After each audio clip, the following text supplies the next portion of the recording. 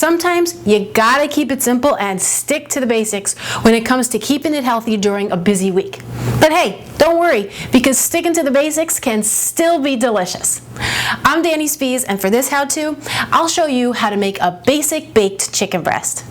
My oven is preheating at 350 degrees, and I've got 1 pound of boneless, skinless, thinly sliced chicken breast.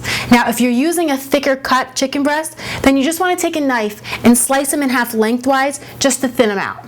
First thing I like to do is just look over each chicken breast and see if there's any excess fat on them, and if there is, I just trim it off. These are actually looking pretty good. They're nice and lean, but this right here is exactly what I'm talking about.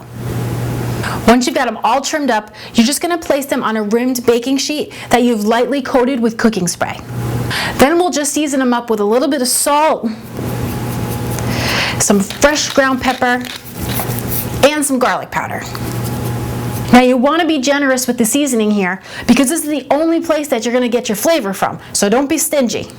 Once you've got them seasoned, pop them into a 350 degree oven for 20 minutes.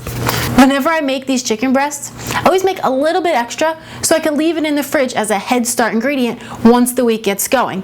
I like to add them chopped up into a veggie soup or into a salad, put it on a sandwich, gives you a good boost of protein.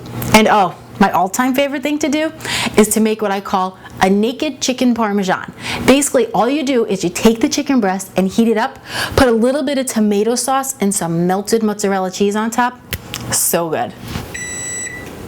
Okay, this is ready to go. It smells so good. Now when you're making baked chicken breast, you want to make sure not to overcook it because that's how it gets its bad rap. It gets hard and dried out.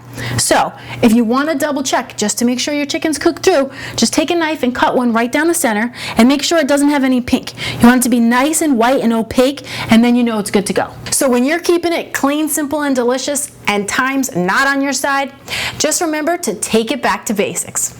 I'm Dani Spies, and I'll see you next time with another how-to.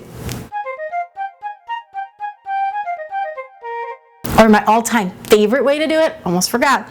You just